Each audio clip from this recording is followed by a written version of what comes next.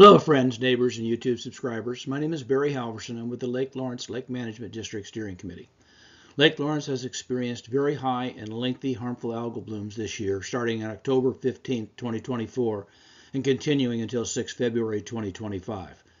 During that period, we had microcystin, or toxic algae levels, in excess of 2,300 micrograms per liter, a danger level toxicity, for 4 consecutive weeks, and kept us at a warning level for the duration of that time.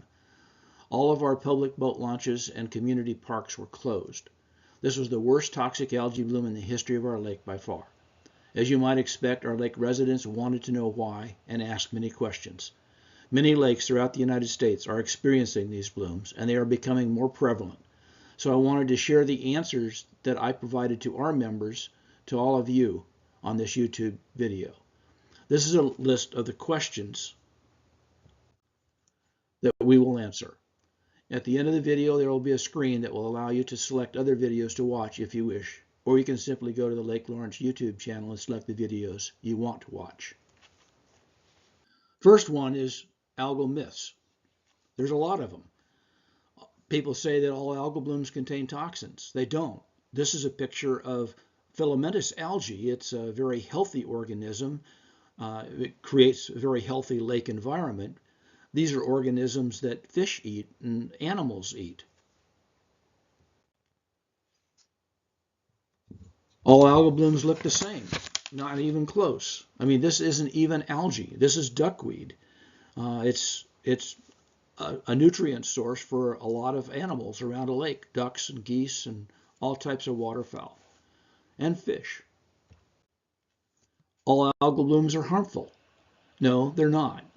This one happens to be, but there's many of them that aren't, and we'll talk about that in this presentation. Algal and cyanobacteria are the same thing. No, algal and cyanobacteria are not the same.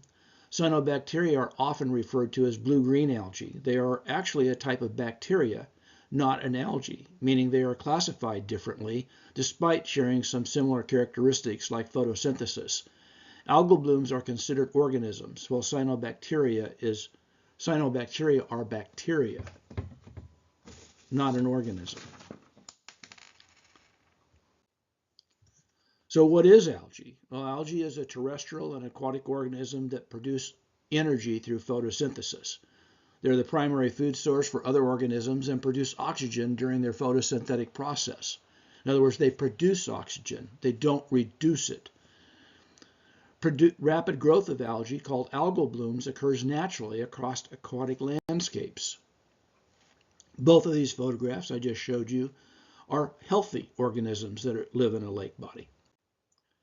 What is toxic algae? Well, toxic algae is a group of bacteria. Cyanobacteria has similar photosynthetic characteristics and functions in an aquatic system. But cyanobacteria can reduce the oxygen levels in a lake and cause problems for fish and other wildlife. So why are harmful algal blooms a problem? Well, you can't recreate in a toxic environment. Land value goes down when you have a lot of toxic algae in your water body, and it becomes widely known. Who wants to buy a waterfront property or canal front property or upland property associated with a community park on the water if they can't use the water to swim in and recreate in? It causes problems for drinking water, and human and animal health can be negatively impacted, as we will see in the upcoming slides. Harmful algal blooms decomposition can result in a loss of oxygen, whereas healthy algae produces oxygen. That loss of oxygen from the water causes aquatic habitat shifts, aquatic species deaths, and a downturn for the tourism economy. What are the different types of toxic algae? We're going to talk about that. Some are harmful algal blooms, will have a distinctive look. Many can be difficult or impossible to differentiate from harmful algal with the naked eye. Can you tell which ones are harmful and which ones aren't? I can tell you that all three of these were toxic algae blooms, but they look totally different. So how do you identify toxic algae then? As we've already discussed, some harmful algal blooms will have a distinctive look, but many can be difficult or impossible to differentiate from harmless algal with the naked eye, and harmless algal is beneficial to the water body and the organisms that inhabit it. The only way to really know if you have a harmful algal bloom and what type of toxic algae you have is to take water samples and have them tested. Here I've provided a link, a YouTube video that's about 7 minutes long, that explains how to visually identify a harmful algal bloom. A visual identification will not tell you what type of harmful algal bloom it is. That will require lab testing. But this does give you an idea in a 7-minute presentation of what to look for. As we've talked about, there are a lot of different types of toxic algae or cyanotoxins. Two of the more prominent ones in the Pacific Northwest are microcystin and anatoxin-a. That's what we want to concentrate on because that's what's in our area in the Pacific Northwest. So microcystin is a liver toxin, potential carcinogen. It has chronic and acute effects. Animals may show symptoms of poisoning from 30 minutes up to 24 hours after exposure. Symptoms include weakness, abdominal pain, nausea, vomiting, jaundice, shock, rapid weak pulse, and liver inflammation. Anatoxin-a is a neurotoxin. It's acute and potent. Illness and or death to an animal may occur within a few minutes up to a few hours after exposure. Symptoms include muscle twitching, staggering, convulsions, and paralysis. Humans may exhibit incoherent speech and experience tingling or numbness. Are all cyanobacteria toxic? No. However, it is so difficult to determine which ones are and which ones aren't, you should not take the risk. The only way to confirm the presence of toxic algae is to have it tested by a lab. Even store-bought test kits are not always dependable. Who does the testing? You can do it. Your lake group or association or management district can do it. There are off-the-shelf test kits that can be purchased to test for some types of toxic algae. These test kits are not 100% accurate. They are one-use test kits. They usually are about $25. They're not cheap. And you can order off Amazon. Your local city or county health office is the best way to get accurate results. And I'd like to thank John Hamperlin and his team at the Thurston County Environmental Health for all the testing they have done this year on our lake. So testing by local and city county health office. It varies by jurisdiction. Some perform a visual inspection on a water body and decide whether to place it off limits just by a visual examination. Tests are expensive. Others take water samples, send them to a lab for analysis and positive identification. That's what Thurston County does, and that's what most of Washington State does. It can take several days to get results, so don't expect it overnight. Local jurisdictions have varying means to communicate the results of those toxic algae tests. They post them on their website, they send out electronic notifications to those that have requested it, or they post signs at community recreational areas for impacted water bodies. So what are the factors that regulate harmful algal blooms growth? There are many that affect the growth and bloom of harmful algae in lakes and other water bodies. Many factors relate to weather, especially temperature, sunlight, and wind-induced turbulence, upstream watershed management, including nutrient and sediment loads, and water conditions, available nutrients, the ratio of nitrogen to phosphorus, the pH level, dissolved oxygen, and turbidity. Blooms happen when the right combination of factors are met. Harmful algal blooms are usually most prominent in late summer and early fall, but they do occur in early spring and throughout the summer. In our area, many algal blooms occur when the lake turns over. So what is lake turnover? Well, this is just a quick thing here. Chris Knudsen from the Water and Land Resource Manager for King County provided an explanation that I'd like to give you. During summer months, lakes that are deep enough stratify. This means they thermally separate from the warm water sitting on top of the colder water. You may have experienced this if you've ever jumped or plunged into a lake off a dock or boat and hit the thermocline, where you get a shock of cold water several feet under the water's surface. The deeper you dive, the colder the water gets, the coldest water being near the bottom. This thermal stratification can last for most of the summer and into the fall. A result of this separation of layers is often the depletion of oxygen in the bottom of the lake, because that water doesn't mix with the surface water and typically has significant bacterial decomposition that consumes available oxygen. When oxygen levels get near zero, the phosphorus in the sediments at the bottom of the lake can detach from other elements like iron and be released into the water column. However, due to stratification, this phosphorus still hangs out at the bottom of the lake because the layers aren't mixing. The warmer water on top is holding down the cooler water on the bottom. When the lake mixes in the fall, due to cooling temperatures in the upper water column, the lake will destratify and will essentially fertilize itself with the nutrients that have been building in the bottom waters. Often a result of this action is called destratification, or the mixing of the upper water column with the lower, and we get cyanobacteria blooms. This is very weather dependent, and in years when it's quite gloomy and rainy, we don't see as many blooms, but in years when it has been sunny, we typically see more fall-winter blooms. So what can you do to prevent harmful algal blooms? Well, you can decrease phosphorus and nitrogen use near water bodies, as harmful algal blooms need these nutrients to grow. What does that mean specifically? To you, it means don't fertilize your yard or your plants, or don't use chemicals. I'd say within at least 200 feet of the water. I don't use them anywhere from my home to the water line. In front of my home, if I'm more than 200 feet away, then I might use them, but I don't use fertilizer in my yards at all. I don't use any type of chemicals or pesticides either. Don't feed the waterfowl, such as ducks and geese, as their excrement may increase nutrient input to the water body. There's a lot of other reasons why not to feed waterfowl, but getting their excrement in the grass and water when it rains, it washes into the water and is highly nutritious. Contains a lot of phosphorus and nitrogen. Identifying and reporting the presence of harmful algal blooms help determine their patterns of occurrence and can help alert the public when a concern arises. To help in this effort, the Centers for Disease Control and Prevention has launched the One Health Harmful Algal Bloom System, a voluntary reporting system available to all state and territorial health departments to help track harmful algal bloom occurrence. You should report algal observations to your local city and county health departments. If your water body is experiencing repeat frequent harmful algal blooms, develop a Cyanobacteria Management Plan, or CMP. Be prepared to execute that plan with deliberate monitoring. These plans cost a lot of money, about $100,000, depending on where you're at and how detailed you want to get it. So if you're going to spend that kind of money, you want to be able to implement the plan once it's completed. Are harmful algal blooms dangerous to humans and pets? Absolutely. Keep out of the water if there are visible signs of scum or the water appears bright green, blue-green, red, or pink.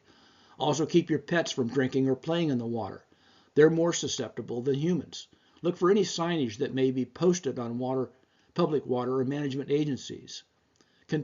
Contact with skin toxins, dermatoxins, can cause rashes and skin irritation. We'll talk about that and show you examples.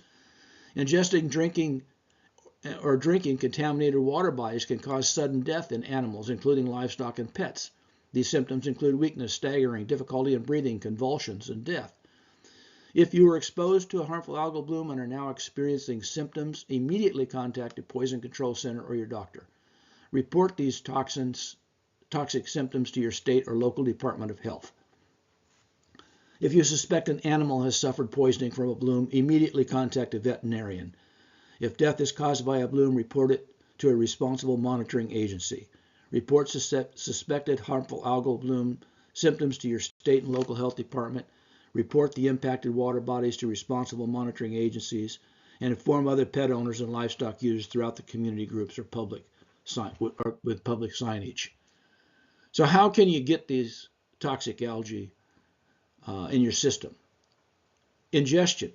Both microcystin and anatoxin-a, a liver toxin and a neurotoxin, can be ingested by swimming. Skin contact, walking in the water when you're walking through an algal bloom, or a toxic algal bloom, I should say. You get rash, itching, blisters, dermatitis, conjunctivitis, or pink eye. Inhalation, wheezing, coughing, chest tightness, shortness of breath, upper respiratory irritation, or pneumonia. I mean, we do all these water recreational sports that stir up a lot of water, throw it up in the air, and it causes inhalation through your mouth, your nose, gets into your lungs. This is a very common blue-green algal rash. Also known as cyanobacteria, it is what most people know as pond scum. It floats on the top of the water or lies below the surface and can bloom when the water is warm or calm. It sometimes produces toxin, cyanotoxins, that can be irritating to the skin or trigger an allergic reaction. Encountering it can make skin red, swollen, and sore. Small blisters sometimes develop. If you're exposed, remove any contaminated clothing and jewelry and wash your skin with soap and water for 10 to 15 minutes.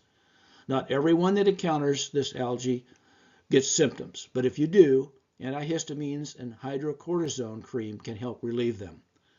To protect yourself from these toxins, steer clear of water that's discolored and smelly or that has green scum on the surface. Toxic algae impacts animals, fish, and wildlife. Here's pictures of 2 fish that were killed because of toxic algae blooms. Bottom line is, when in doubt, stay out. Your pets are most susceptible.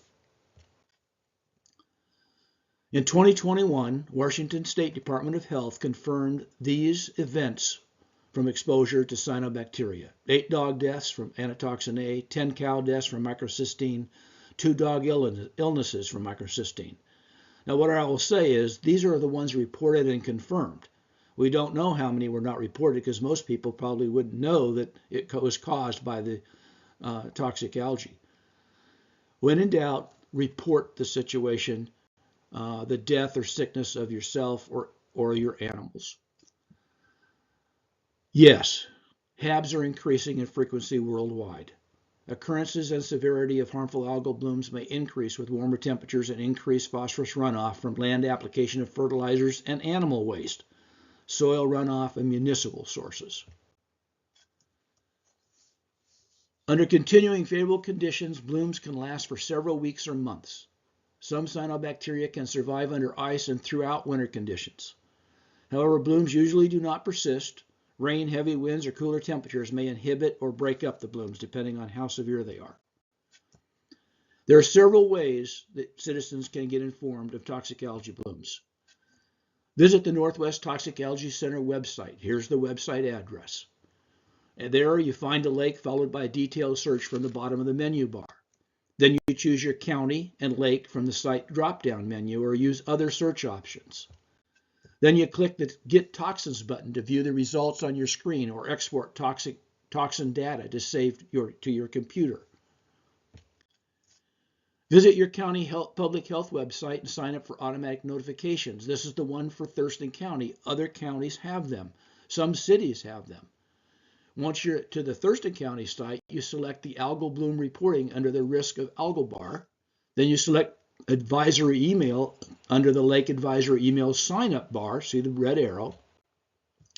Then you fill out the top 4 lines on the form and select either all lakes or the lake that you want to be notified about. This is what an advisory from Thurston County looks like. Other counties may be different. They probably are. And this shows the automatic notification that you get if you've signed up for these advisories. So, to continue how are citizens informed of toxic algal blooms? In addition to visiting websites, signing up for automatic notifications, etc., most states that require physical signs to be posted at public recreational areas where toxic algal blooms occur. Signage varies from state to state. Guidelines for posting also varies. Washington State requires the following signs to be posted. Washington Department of Health signs. I'll talk about each of these individually. This sign is an algal caution sign. It is recommended to be posted at public and private community access areas where water bodies have a history of toxic algal blooms. The public is encouraged to avoid any area with scum, streaks, or clumps in the water and to report such incidents to the city or county health departments. This is a toxic algae warning sign. This signage is posted at all public and community access areas where water testing has shown microcystin levels above 8 UGL or anatoxin levels above 1. Staff will conduct 1 sample per week or every 2 weeks, depending on the time of year and how much staff they have available, until toxin levels are below regulatory levels for at least 2 consecutive weeks or tests. This is a toxic algae danger sign. This signage is posted at all public and community access areas. Microcystin levels above 2,000 UGL, micrograms per liter, require this to be posted, and it will close your lake in all public access locations to your lake. And again, staff conducts the testing every week or every 2 weeks, depending on their staffing availability. This is kind of the management guidelines for Washington State Department of Health, and provides you guidance for management, cyanobacteria in lakes, and harmful algal bloom toolkit. So how do you report these blooms? Call your local county health department. Go to your county health department website, as we've already discussed. When you call or report on the website, you should provide the following information. Provide your name, phone number, and address. Don't have to provide your phone number, but your address gives them the opportunity to identify where on the water body that the bloom occurred. Provide a detailed location of where you saw the bloom, i.e. shoreline of the small park corner of Lindsay Road and Pleasant Beach Drive. If they don't know where it's at, it's difficult to go find and test it, and then that takes a lot more time for that staff. Describe the color and approximate size of the bloom, bluish or greenish or brown, and covered several hundred feet of the shoreline, or covered the entire lake as far as you could see. Describe the bloom, clumpy, thick scum, scummy patches, thin film. This is what we're talking about. How to describe an algal bloom. The top shows you what scum looks like, the left side, what clumps look like, what patches look like, what a film looks like, and what thick scum looks like. This will help the health department identify if you have a possible toxic algae bloom or if it's just an algae bloom that is beneficial to the lake. So your reporting is important. Make sure that you follow through with this and make sure that everybody in your area knows about it. We don't want people getting sick, and we certainly don't want our pets dying from this, and it happens way too frequently. So I hope you've enjoyed this video. If you have, please give this a thumbs up review and subscribe to this channel by clicking the button in the lower right corner. Hope you have a great day.